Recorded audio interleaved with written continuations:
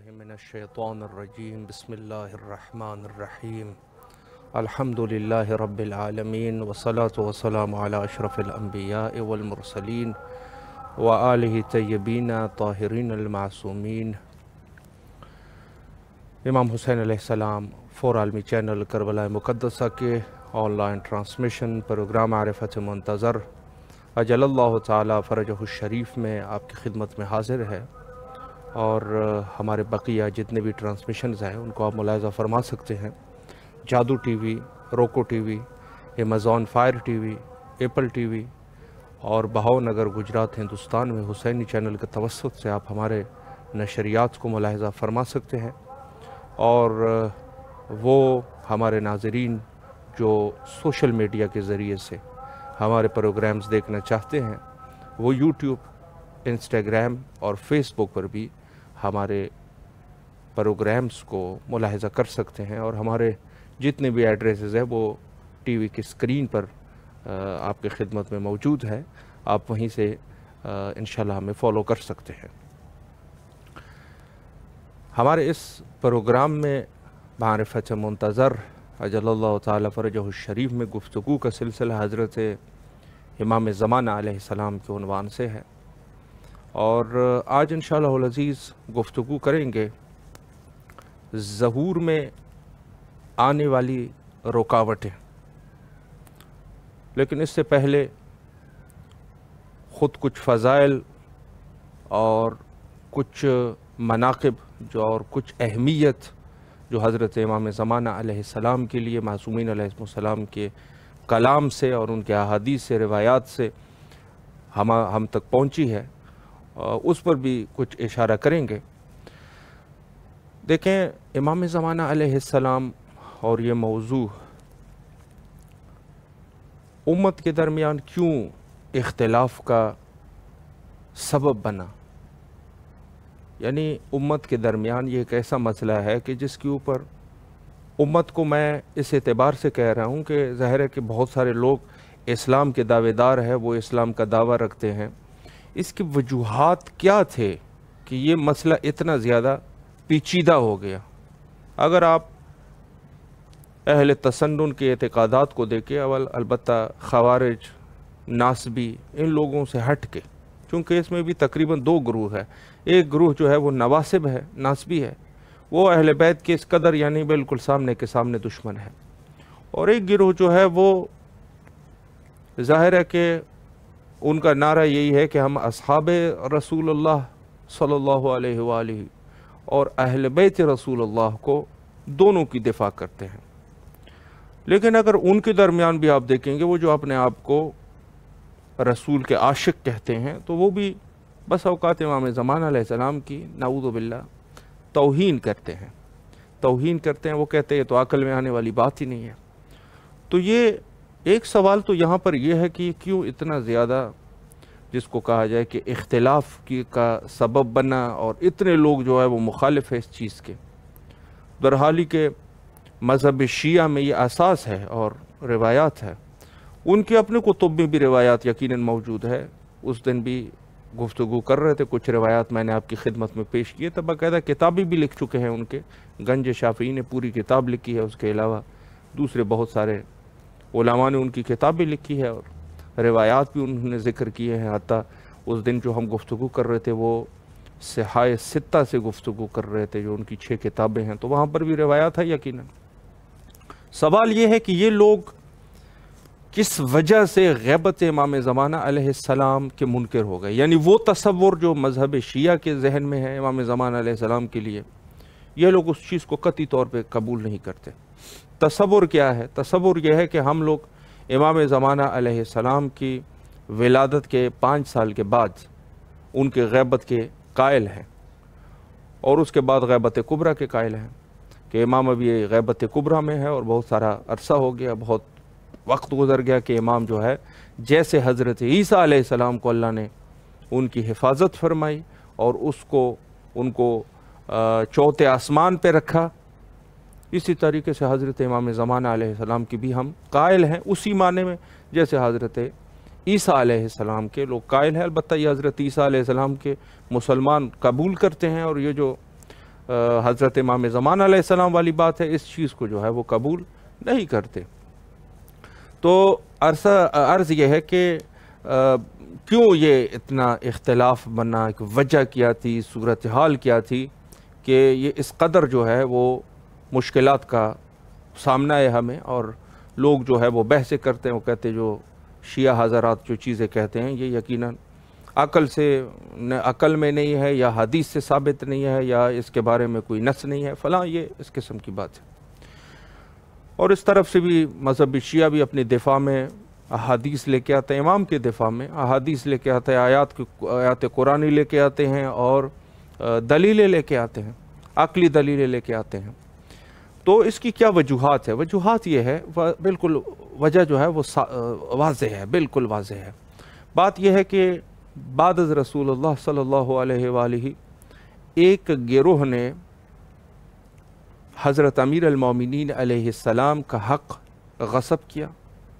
یہ حقائق ہے، چونکہ پہلے بھی غدیر کے دن سے ہم یہ گفتگو کر رہے ہیں کہ حضرت کا حق کس طریقے سے غصب ہوا، اور کس طریقے سے لوگوں نے ظلم کر کے اس کا انکار کر دیا، اور بہت سارے کہتے ہیں 16,000 صحابی جو ہے حضرت امیر المومنین یعنی موجود تھے اس دور میں، 16,000 صحابی موجود تھے، غدیر کے روز پر موجود تھے، لیکن اس کے بعد بھی کوئی ڈر کی وجہ سے، خوف کی وجہ سے کچھ کہہ نہیں سکا، اور وہ لوگ، ان کی عادت یہ تھی کہ جب بھی کوئی وہ کرتے تھے تو وہ کہتے کوئی گواہ لے کے آؤ، یہ ان کی عادت تھی اپنی، جو جس طریقے سے پتہ نہیں کس طریقے سے وہ کیا گواہ چاہ رہے تھے، کہ گواہ تو اس چیز کے گواہ ہوا کرتے ہیں جس کے بارے میں انسان نے خود نہ دیکھا ہو، وہ تو خود بھی غدیر کے موقع پر موجود تھے۔ تو یہ حضرات جو ہے ان کی ایک عادت تھی، فتق کے مسئلے پر بھی یہ کہہ رہے تھے گواہ لے کے آؤ، پھر جو ہے وہ غدیر کے موقع پر بھی یہ کہہ رہے تھے گواہ لے کے آؤ۔ ایک عادت تھی جس کو کہتے ہیں وہ ایک اپنے لیے ایک بہانہ ڈھونڈنا اور ایک طریقہ کرنا، سیاست کرنا، اس قسم کی گفتگو۔ تو یہ ان لوگوں نے بہرحال وہ حضرت امیر سے کہا کہ آپ گواہ لے کے آؤ، 16,000 گواہ موجود تھے، کسی نے جرت نہیں کی کہ وہ کریں، اور جو کہتا بھی تھا وہ یقیناً یہ لوگ جو ہے وہ کہتے تھے کہ نہیں یہ گواہ قبول نہیں ہے، وہ دوسرے گواہ وہ لے کے آئیں۔ تو وہ گواہی ان لوگوں کی بہرحال عادت تھی اپنی جگہ پہ۔ تو جب حضرت کا حق غصب ہوا تو یہاں پر در حقیقت جو دو قسم کے گروہ جو رسول اللہ کے دور میں بنے تھے، ایک گروہ جو ہے وہ خود حضرت امیر المومنین علیہ السلام کا گروہ ہے، جس کے شان میں آپ صلی اللہ علیہ وآلہ نے فرمایا کہ یا علی انت وشیعتکم ہم الفائزون، وشیعتک ہم الفائزون، آپ اور آپ کی شیعہ جو ہے وہ فلاح پانے والے ہیں، ان کو کامیابی حاصل ہو جائے گی، وہی سچے ہیں۔ اور دوسرا گروہ جو ہے، یہ دوسرا گروہ تھا، تو بس ثابت یہ ہو رہا ہے کہ شیعہ کا لفظ خود رسول اللہ کے دور میں بھی تھا، چونکہ حدیث موجود ہے، اور یہ اس قسم کے احادیث طرفین کی کتابوں میں ہیں۔ یہ میں تمہید عرض کروں، یہ کہ یہ لوگ نہ سمجھے کہ یہ شیعوں کی کتابوں میں نہیں، طرفین کی کتابوں میں ہے کہ شیعہ کا لفظ وہاں پر موجود تھا، اور اس دور میں ہی شیعہ لوگ موجود تھے۔ تو یہ شیعہ جو ہے، شیعہ یہ حضرت امیر المومنین علیہ السلام کی شیعوں کا ایک گروہ تھا، جو کہ یاران امام علی علیہ السلام تھے، اور ایک گروہ جو ہے اس سے ہٹ کے گروہ موجود تھا، جو کہ بعد میں جو ہے وہ یہ البتہ یہ گروہ جو ہے یہ ایک بہت بڑی ان کی وہ سیاست تھی، اور یہ بڑا لمبا چوڑا ان کا ایک سلسلہ بنا۔ تو یہ دو گروہ ہو گئے۔ اب دو گروہ یہ ہوئے کہ یہ جو گروہ ہے اس کی بھی ظاہر ہے کہ کسی حد تک پیروکار موجود ہے اس کے شیعہ گروہ کے، اور یہ اہل بیت کو ہی سب کچھ اپنا سمجھ رہے ہیں، اہل بیت کو سمجھ رہے ہیں۔ یہاں سے جو مسئلہ ہے وہ تو حدیث کا ہی انکار ہو گیا، وہ کہتے ہیں حدیث کوئی نقل نہیں کرے گا، حسبنا کتاب اللہ، ہمارے لیے کتاب کافی ہے۔ یہ لوگ جو ہے یہ دوسری طرف سے چلے گئے۔ اب یہ سلسلہ جو ہے جتنا آگے جاتا ہے، زمانہ گزر رہا ہے، حضرت سید شہداء علیہ السلام کا زمانہ ہے، امام حسن مجتبی علیہ السلام کا زمانہ ہے، امام زین العابدین علیہ السلام کا زمانہ ہے، زمانہ چلتا گیا، لیکن اصل میں وہ حد اور وہ جس کو کہا جائے ریڈ لائن، وہ اپنی جگہ پر ہے۔ ایک اہل بیت کے پیروکار ہے جو کہ اہل بیت کو سب کچھ سمجھ رہے ہیں، ایک جو ہے وہ صحابہ کے پیروکار ہے۔ یہ ایک ایک حقائق ہے، یہ تاریخی گفتگو ہے۔ سلسلہ آگے بڑھتا گیا، اب یہ دشمنیاں بھی جو ہے وہ بڑھ گئی۔ یہاں سے گروہ جو ہے بنی امیہ کا گروہ ہے، جو کہ اسی صحابہ والے گروہ میں ہے۔ اس صحابہ والے گروہ میں ایک بنی امیہ کا گروہ ہے، جو کہ مختلف ان کے آ رہے ہیں، بہرحال معاویہ ہے، اور معاویہ کے علاوہ جو ہے پھر معاویہ کے ساتھ عمرو عاص ہے، اس کے بعد مروان ہے، فلاں، یہ سب گروہ جتنا بھی ہے۔ اور دوسری طرف سے جو گروہ ہے وہ اہل بیت کا گروہ ہے۔ یہاں پر کیا ہے؟ یہاں پر امامت کا سلسلہ ہے، وہاں صحابیوں کا سلسلہ ہے، صحابہ ہے یا تابعی ہے، وہ تابعی اور صحابہ کا سلسلہ چلا۔ یہاں سے جو ہے وہ اہل بیت کا گروہ ہے۔ اہل بیت کے گروہ کو شیعہ کا گروہ کہا جاتا تھا، یہ ثابت ہے۔ یہ شیعہ گروہ، یہ غیر شیعہ، جو کہ بعد میں اس کا نام بہرحال اہل سنت رکھا گیا۔ کس عنوان سے رکھا گیا واللہ اعلم، کہ یہ کس عنوان سے رکھا گیا، چونکہ حدیث کا تو وہ پہلے سے منکر تھے، پہلے حدیث کو نہیں مانتے تھے، پھر بعد میں بہرحال کسی دور میں وہ حدیث کا سلسلہ 100 سال کے بعد شروع ہوا۔ معاویہ بھی سخت طریقے سے حدیث کا وہ کرتا تھا، مخالفت کرتا تھا۔ تو بہرحال یہ بھی واضح ہے کہ وہ کیوں وہ کرتے، کس عنوان سے وہ منکر تھے، کیوں وہ حدیث کو برداشت نہیں کر رہے تھے، اور پھر بعد میں انہوں نے اپنے درباری قسم کے صحابہ تھے ان کو جا کے پیسے ویسے دے کے حدیث کو جعل کرنے کا سلسلہ بھی انہوں نے شروع کر لیا، حدیث کو جعل کیا کرتے تھے۔ تو عرض یہ ہے کہ یہ سلسلہ دو گروہ پہ تقسیم ہوا، ایک گروہ جو ہے شیعہ، دوسرا جو ہے وہ یہ۔ اب یہ لوگ جو ہے ان کے ہاتھ میں آ گئی حکومت، معاویہ کے دور میں ان کے ہاتھ میں آ گئی حکومت۔ اب یہ حکومت جب ان کے ہاتھ میں آ گئی، بنی امیہ کے ہاتھ میں آ گئی، اور پھر بعد میں جا کے بنی عباس کا دور شروع ہوا، اور بنی عباس کے حکمران جو ہے وہ تو بنی امیہ سے بھی زیادہ ظالم ہے۔ اور یہ ایک اشارہ میں آپ کی خدمت میں عرض کروں کہ یہ کیوں یہ کہیں گے نہیں یہ تو صحابہ تھے، یہ اہل بیت کے دشمن نہیں تھے۔ میں دلیل لے کے آتا ہوں آپ کی خدمت۔ کتابوں کے اندر ہے، تاریخ طبری میں یہ موجود ہے کہ یہ معاویہ کے دور میں حضرت امیر المومنین علیہ السلام پر بہرحال جو نازیبہ گفتگو اس کے خلاف ہوتی تھی، اور مساجد کے جو ائمہ تھے، جو امام تھے مسجدوں میں نمازیں پڑھاتے تھے، ان کو باقاعدہ گورنمنٹ سے پیسے دیے جاتے تھے تاکہ حضرت امیر المومنین علیہ السلام پر سب و شتم کر سکے، یعنی جس کو ہم اردو زبان میں گالی گلوچ کہہ سکتے ہیں، گالی گلوچ کریں۔ یعنی حضرت امیر المومنین علیہ السلام کے خلاف بنی امیہ 100 سال تک یہ کام کرتے رہے اور پیسے لوگوں کو دیتے رہے۔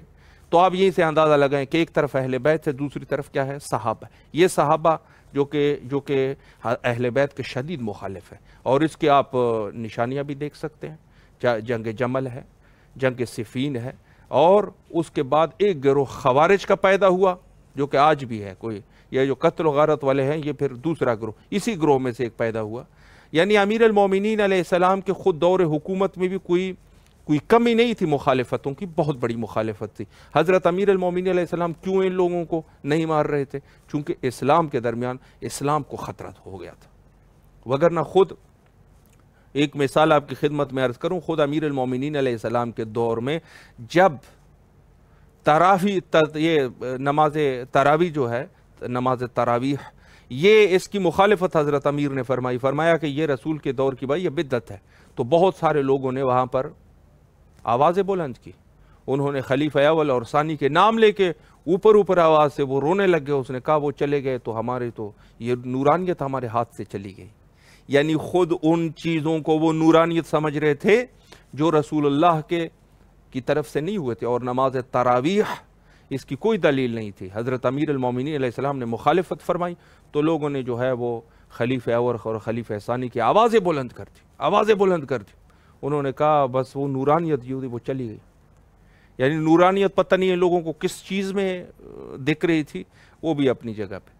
اچھا، یہ لوگ جو ہے اسی طرح سلسلہ آگے بڑھا۔ اب یہ ایک گروہ بنی عباس کا حضرت امام جعفر صادق علیہ السلام کے دور میں یہ ایک گروہ اور پیدا ہوا، انہوں نے اہل بیت کا نعرہ لگا دیا۔ یہ بہت بڑے منافق تھے، یہ بنی عباس جو تھے یہ بڑے منافق تھے۔ انہوں نے ایک نعرہ لگا دیا، انہوں نے کہا ہم اہل بیت والے ہیں۔ اب یہاں پہ جو اہل بیت کی جو سادہ شیعہ تھے بیچارے، جو کہ زیادہ ان کی وہ دید جو ہے وہ کمزور دید تھی، یہ بھی ان کے ساتھ مل گئے۔ انہوں نے کہا بنی امیہ تو ویسے بھی اہل بیت کے پکے دشمن ہیں جو کہ اپنے آپ کو صحابی ظاہر کر کے اہل بیت کے خلاف یہ جس طریقے سے اقدامات کر رہے ہیں، انہوں نے ایک سلسلہ لے لیا اور اس سلسلے سے جنگ ہوئی اور بنی عباس جو ہے وہ جیت گئے۔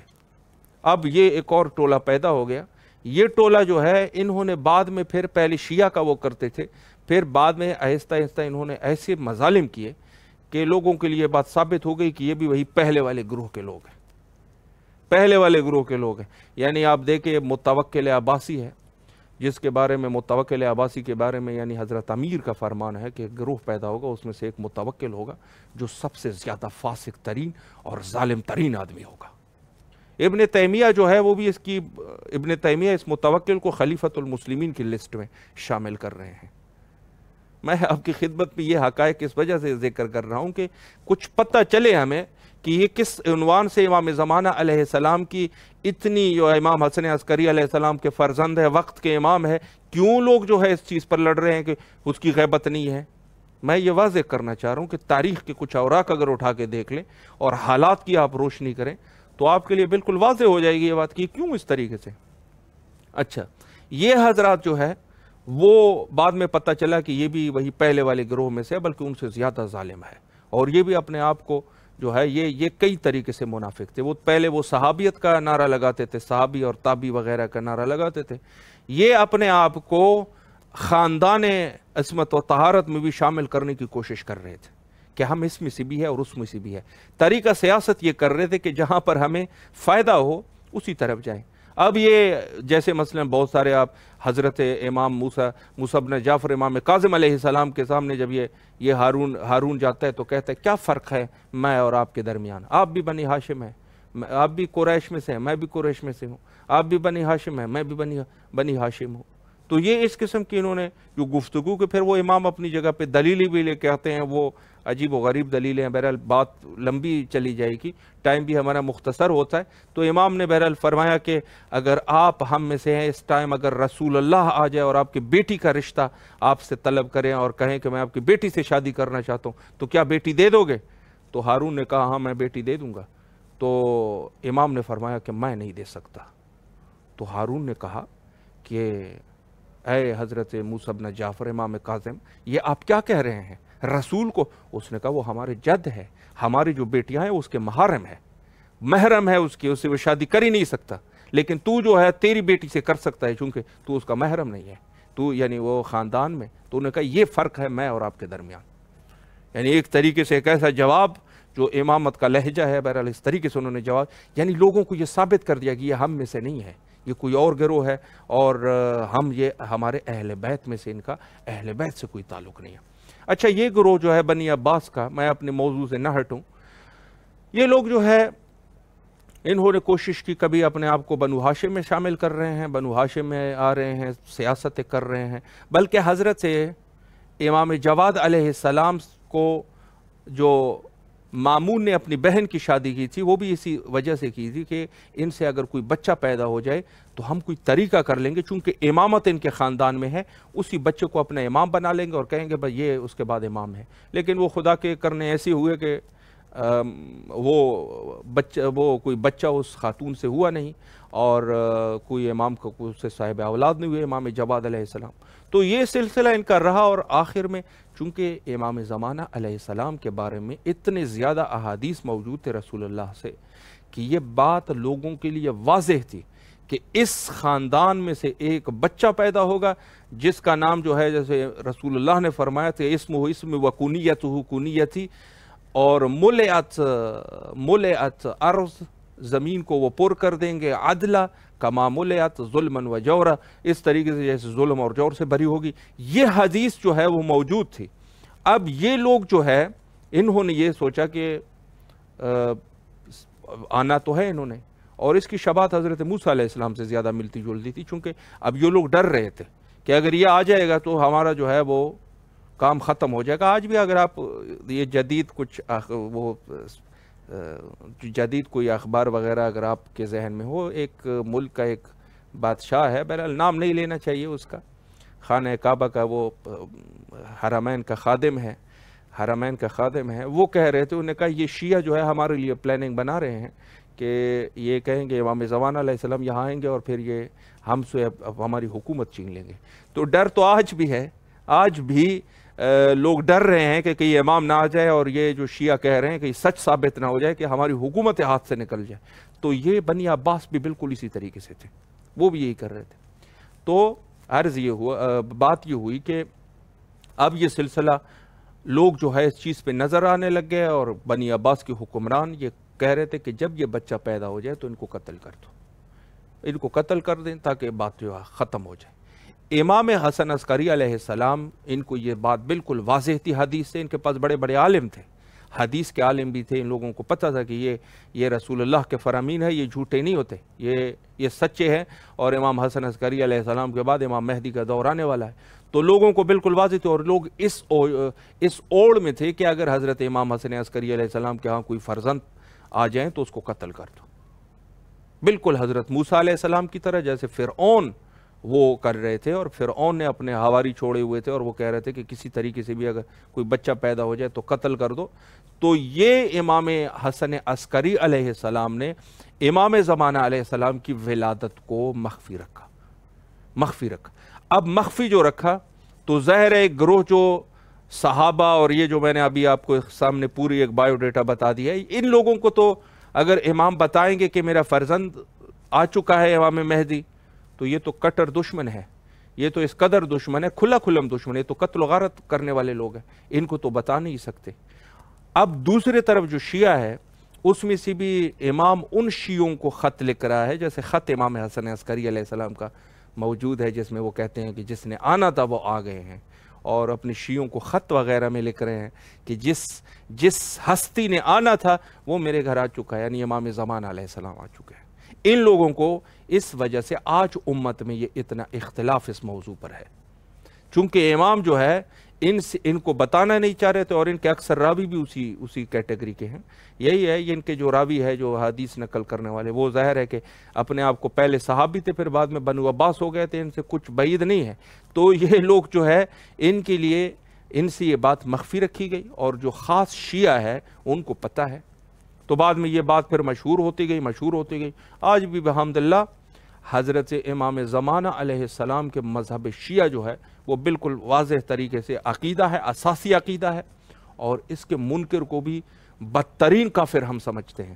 یعنی اگر کوئی واقعاً ہمارے اپنے مذہب میں کوئی شخص امام کا منکر ہے, ہم اس کو بدترین کافر سمجھتے ہیں, چونکہ یہ بات بڑی واضح ہے. اور ان سے یہ بات کیوں مخفی ہے, اس کی وجوہات بھی یہی ہے کہ یہ لوگ وہ صحابی اور تابعی کے گروہ میں پہلے یہ چلے گئے تھے, پھر بعد میں بنو عباس, اور یہ سلسلہ آگے چلا, تو ان سے آج بھی یہ بات مخفی ہے. تو ظاہر ہے کہ گھر کی باتیں پھر گھر والوں کو پتہ چلے گی نا. تو الحمدللہ مذہب شیعہ خیر البریہ اہل بیت کے غمخوار ہے, اہل بیت کے دلسوز ہے, اہل بیت کے وفادار ہے. آج بھی ان کو اہل بیت کے حال و احوال کا پتہ ہے کہ اہل بیت کے کیا صورتحال ہے. یہ مذہب شیعہ کے برکات ہے الحمدللہ. اور جو لوگ جو ہے انہوں نے ان کو چھوڑ دیا, ان کے حالات یہ ہے کہ آج بھی وہ بھٹکے ہوئے ہیں, کوئی معلومات ہی نہیں ہے ان کو. ایک روایت جو ہے وہ, جیسے میں نے ایک جملہ آپ کی خدمت میں عرض کر دیا کہ جو بھی امام زمانہ علیہ السلام کا منکر ہو جائے تو ہم ان کو کافر سمجھتے ہیں. اس کی وجہ کیا ہے؟ یعنی میں یہ اپنے مذہب شیعہ کے اس میں کر رہا ہوں, البتہ دوسرے مذاہب پر اٹیک کرنے کا کوئی وہ نہیں ہے. ایک حدیث حضرت امام حسن عسکری علیہ السلام سے ہے, المنکر لولدی, فرمایا جو بھی میرے بیٹے کا منکر ہو جائے. یعنی اس کے منکر سے کیا مراد ہے؟ یعنی المنکر غیبتی, المنکر مثلا ان کے منکر غیبتی, منکر حیاتی, یہ سب چیزیں اس میں آ جائے گی. غیبت کا منکر ہے, اس کے حیات کا منکر ہے, اس کے ظہوری, اس کے ظہور کا منکر ہے, اس کے رجعت کا منکر ہے, کسی طریقے سے بھی منکر ہے, اس کے امامت کا منکر ہے. یہ سب چیزیں اپنے اس میں رکھنے ہیں. یعنی ہر چیز کا امام حسن عسکری علیہ السلام فرما رہے المنکر لولدی, جو بھی میرے بیٹے کا منکر ہو جائے, اس کی ولادت کا منکر ہو جائے, اس کی غیبت کا منکر ہو جائے, اس کے ظہور کا منکر ہو جائے, اس کی رجعت کا منکر ہو جائے, ان کے کسی بھی چیز کا امامت کا منکر ہو جائے, کوئی بھی ہو, اس شخص کی کیا ہے؟ فرماتے ہیں کمن اقر بہ جمیع الانبیاء اللہ ورسلہ وہ شخص ایسے ہیں جس نے تمام کے تمام انبیاء کا انکار کر دیا ہو، تمام کے تمام خدا کے رسولوں کا انکار کر دیا ہو، ثم انکر نبوت محمد صلی اللہ علیہ وآلہ، گویا اس شخص نے نبوت حضرت محمد مصطفیٰ کا انکار کر دیا ہو، جس نے میرے بیٹے کا انکار کر دیا۔ لفظ موجود ہے المنکر لولدی، فرمایا جس نے میرے بیٹے کا انکار کر دیا، کمن اقر بہ جمیع انبیاء اللہ ورسلی ثم انکر النبوت محمد صلی اللہ علیہ وآلہ والمنکر رسول اللہ علیہ السلام کمن انکر جمیع الانبیاء، اور رسول اللہ کی نبوت کا منکر ایسے ہیں جس نے تمام کے تمام 1,24,000 پیغمبروں کی نبوت کا انکار کر دیا ہو۔ اور جو کسی ایک نبی کا انکار کرے، امت مسلمہ کا متفقہ فیصلہ ہے کہ وہ کافر ہے، اس کے کفر میں کوئی شک نہیں ہے۔ جو ایک رسول کا یا ایک نبی کا، ایک پیغمبر کا منکر ہو جائے، وہ شخص جو ہے وہ کافر ہے، وہ کافر ہے۔ البتہ قرآن کے لیے بھی ہے، کوئی ایک آیے کا منکر ہو جائے، وہ شخص جو ہے وہ کافر ہے۔ تو انہوں نے فرمایا کہ جس نے المنکر لرسول اللہ رسول اللہ کمن انکر جمیع الانبیاء لان طاعته آخرنا کطاعت اولنا، چونکہ ایک کی طاعت جو ہے وہ ایسے ہیں جیسے دوسری کی طاعت ہے، والمنکر لآخرنا کالمنکر لاولنا، جو ہمارے آخر کا منکر ہو جائے وہ ایسے ہے جیسے ہمارے اول کا منکر ہو جائے۔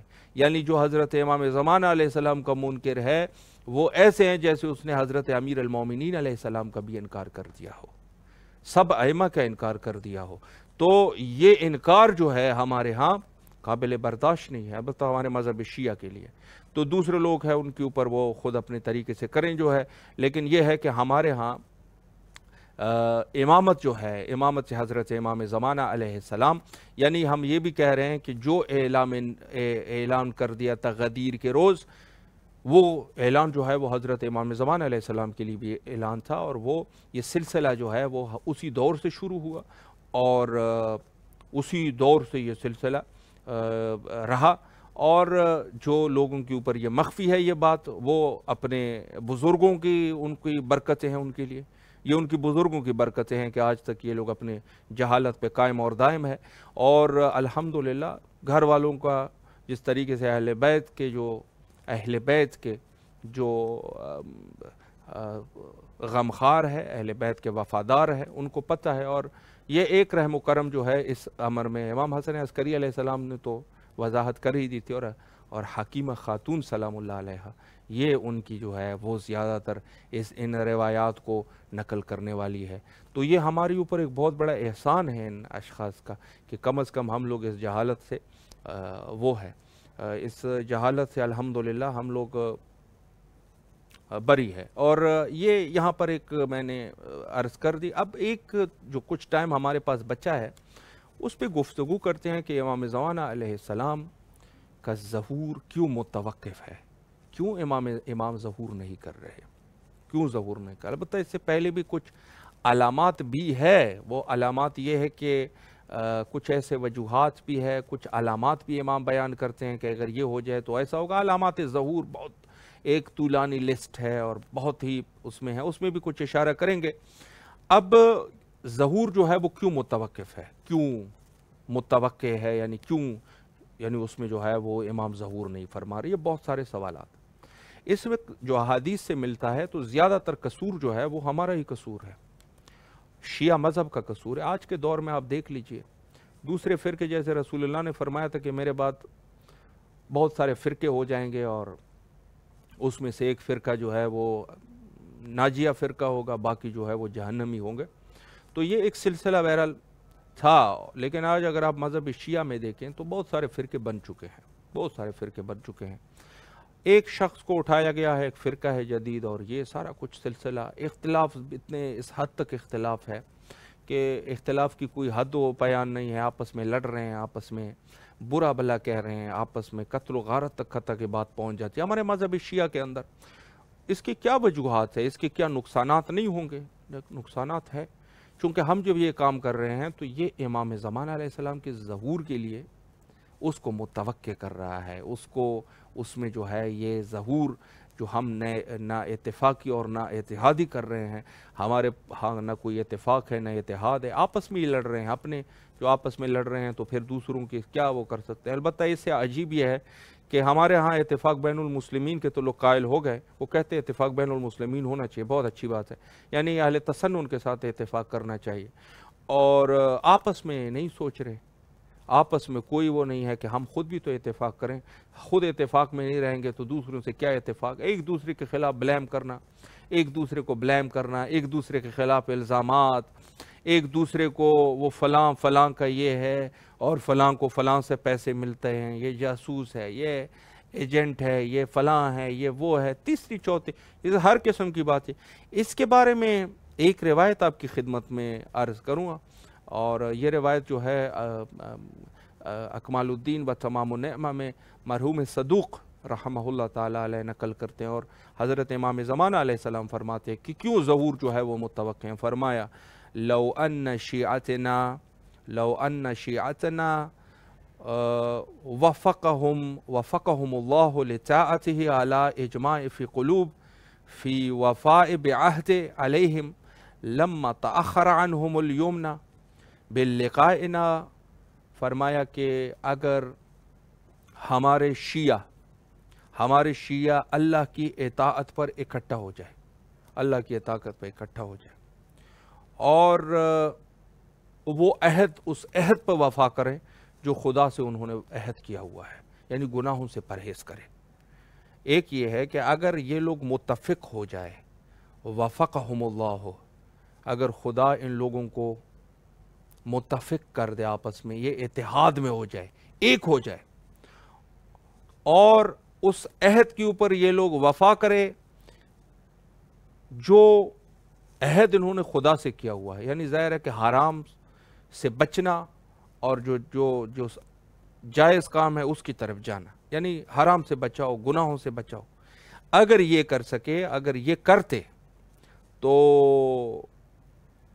ان کے لیے جو ہے لہم سعادت بمشاہدتنا، تو ان لوگوں کو سعادت حاصل ہو جاتی کہ وہ ہماری زیارت کرتے، یعنی ہمیں ظہور کر لیتا۔ یہ روایت مرحوم صدوق نقل کرتے ہیں۔ دو چیزیں ہیں، تین چیزیں اس میں اصل میں بیان ہوئی ہے۔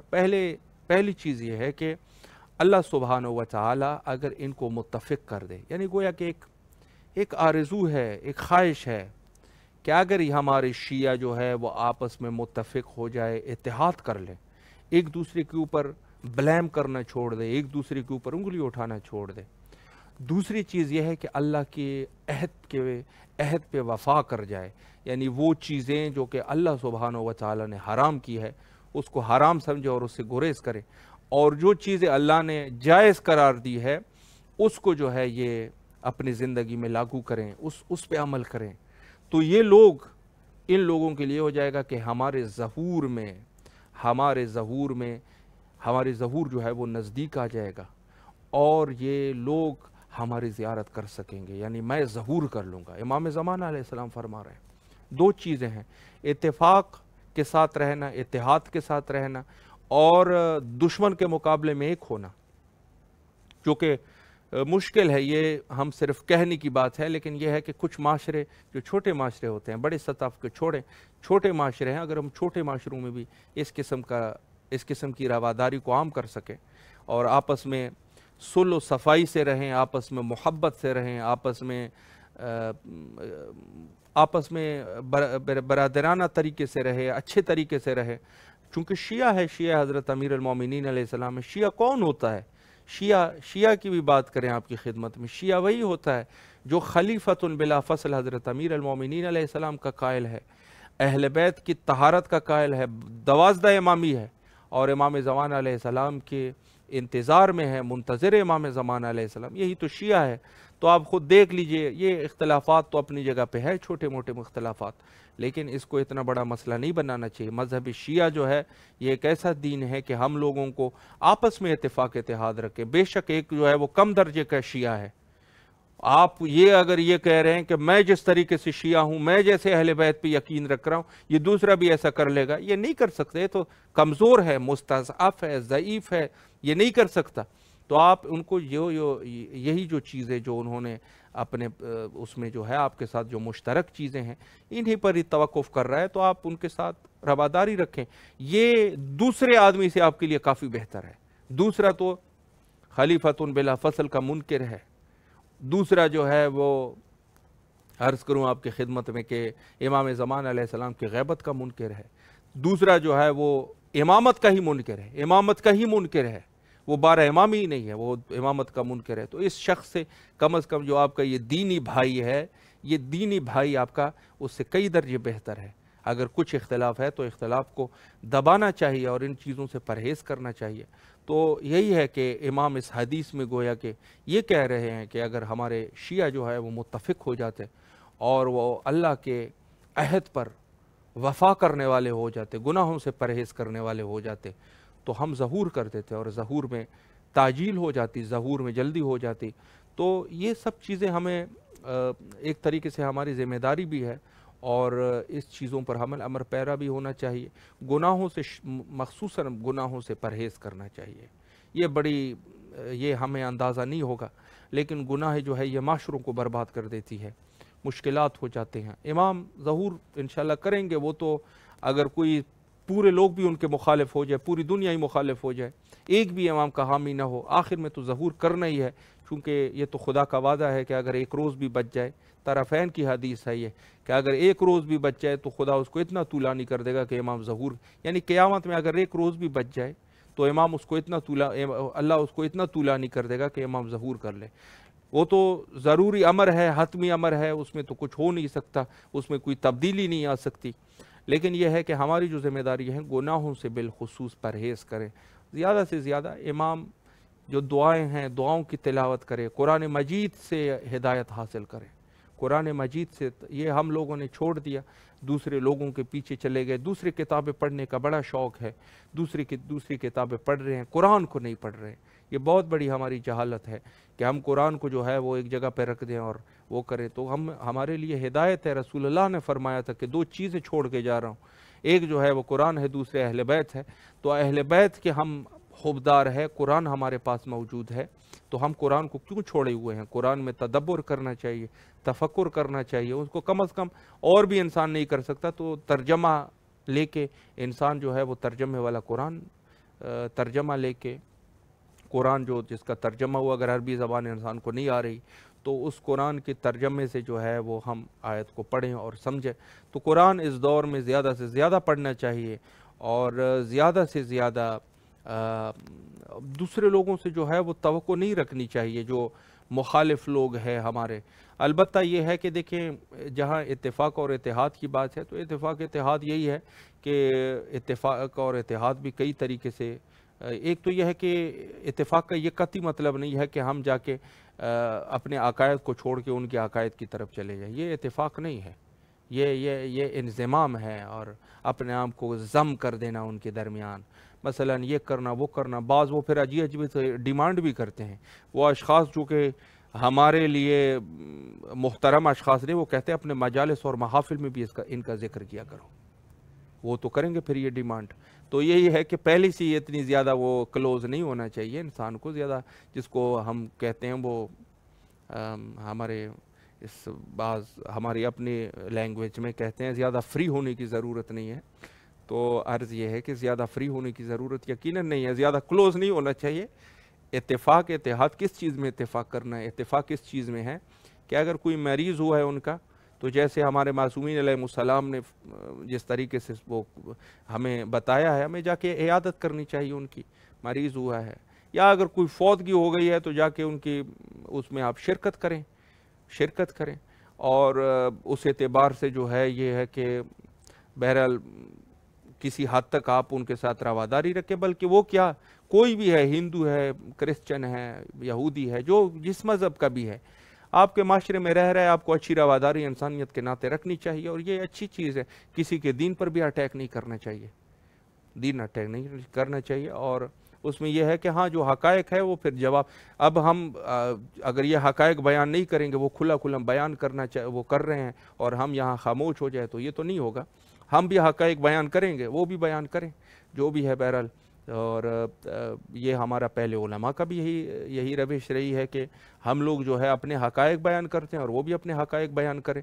تو یہ ایک سلسلہ ہے، یہ چلتا رہے گا، لیکن ہم کسی کی توہین نہیں کرتے اور کسی کو کوئی غلط الفاظ سے یاد نہیں کرتے. ہاں جو حقائق ہے کتابوں میں لکھے ہوئے وہ صرف بیان کرتے ہیں، وہ کریں گے چونکہ اس کی ضرورت ہے. اگر اس پر خاموشی اختیار کی جائے تو یہ جو ہے وہ نہیں ہو سکے گا. ایک اشارہ جو ہے وہ علامات ظہور میں سے بھی آپ کے خدمت میں عرض کروں. تقریباً ہمارے پاس 3 منٹ کا ٹائم بچا ہے. تو اس میں یہ ہے کہ علی ابن مہزیار جو ہے وہ امام، میں یہ حدیث وہ کر رہا ہوں کہ دیکھیں، ایک تو یہ ہے کہ ہمیں کسی پر اعتماد نہیں کرنا چاہیے اس قدر کہ ہم کہیں کہ یہ ہمارے لیے کر دے گا، وہ کر دے گا اور اس قسم کے. تو یہ دشمن ہی ہوتا ہے. دشمن سے آپ بے شک جیسی بھی دوستی کرے آخر میں ہی دشمن نکلے گا. تو کچھ یہاں پر کچھ چیزیں ایسی ہے امام زمانہ علیہ السلام کے ظہور کے علامات میں سے کہ بعض جو ہے وہ حتمی علامات ہے اور وہ 5 سے 7 ہے. وہ پہلے بھی اس کے اوپر تذکرہ کر چکے. کچھ عام ہے، لیکن عام جو ہے جو اس دنیا دور حاضر میں جو بڑی نزدیک نظر آ رہی ہے، اس میں سے علی ابن مہزیار جو ہے وہ امام سے پوچھتے ہیں کہ کہتے یا سیدی متی یکون ھذا الامر، فرمایا کب یہ ظہور جو ہے وہ کب ہوگا. یا سیدی متی یکون ھذا الامر، کب یہ ظہور، یہ امر یعنی یہ ظہور کب ہوگا. تو امام نے فرمایا اذا حیل بینکم و بین سبیل الکعبہ، فرمایا کہ جب آپ اور کعبہ کے درمیان فاصلہ آ جائے، یعنی آپ پر اوپر کعبے کو بند کیا جائے اور آپ سے کہے بس کعبہ بانی کی ضرورت نہیں ہے آپ کو، جو کہ آپ ابھی دیکھ بھی رہے ہیں آہستہ آہستہ جس طریقے سے فسادات ہو رہے ہیں اور جس طریقے سے کعبے کا بند ہونا، آپ کے اوپر بند کر دیں گے وہ کعبہ. شاید ہو سکتا ہے کہ وہ آپ کو اگلے دور میں مسلمان ہی نہ سمجھے، کہیں کہ یہ مسلمان ہی نہیں ہے، ان کے لیے کعبہ ہی نہیں ہے، ہو سکتا ہے. تو یہ اس قسم کی روایات علامات ذکر کیے گئے ہیں ظہور کے لیے. اور ایک چیز جو ہے وہ کہتے ہیں کہ مرد جو ہے وہ عورتوں کا لباس پہن لیں گے اور عورتیں جو ہے وہ مردوں کے لباس سے ملبوس ہو جائیں گی، یعنی مرد جو ہے وہ عورت کی طرح دکھنا شروع ہو جائیں گے اور خواتین جو ہے وہ مردوں کی طرح. ابھی آپ غور اگر کریں تو یقیناً یہ چیزیں کافی حد تک آگے جا چکی ہے اور بہت زیادہ اس چیز کی ترغیب ہو رہی ہے. بالوں کو چھوٹا کر دینا مردوں کی طرح خواتین کا، یا بیہودہ قسم کے جو مردوں کے لباس ہے وہ پہننا. اور اس کے علاوہ مزید بہت ساری جو ہے چیزوں کو عام کیا علامات موجود ہے، جیسے کھلا کھلم جھوٹ بولنا. لوگ دیکھ رہے ہوں گے، اچھی طرح پتہ ہوگا آج کل کے ہاں یہ سیاستدانوں کو ہی آپ دیکھ لیجئے کس قدر انہوں نے ظلم کیے ہیں. ابھی بھی اسٹیج پہ کھڑا ہو جاتا ہے تو بڑے بے باک طریقے سے جھوٹ بولتے ہیں، بڑے بے باک طریقے سے، اور اس کے جو لوگ بیچارے جو ہے وہ بھی سادہ لوگ ہیں، وہ بھی واہ واہ کر رہے ہوتے ہیں. تو بے باک جھوٹ بولنا تو یہ سب کے سب ظہور کے علامات ہے اور یہ عام علامات ہے. اس کے علاوہ بہت سارے، شاید 1000 سے زیادہ تعداد اس کی پہنچ جائے. کتاب اکمال الدین میں ہے تقریباً کچھ روایات اس اعتبار سے، اگر کہیں وقت ملے تو انشاءاللہ العزیز ان کو ضرور مطالعہ کر لیجئے. اور علامات ظہور، البتہ علامات ظہور پر بھی زیادہ وہ نہیں کرنا چاہیے کہ کیا ہوگا اور کیا نہیں ہوگا، لیکن یہ ہے کہ یہ صرف ایمان کو تازہ کرنے والی گفتگو ہے. آخر میں حجت خدا کے ظہور کے لیے دعا کرتے ہیں، اور آپ بھی زیادہ سے زیادہ دعا کیجئے، ہم بھی دعا گو ہے. اللہم عجل لولیک الفرج.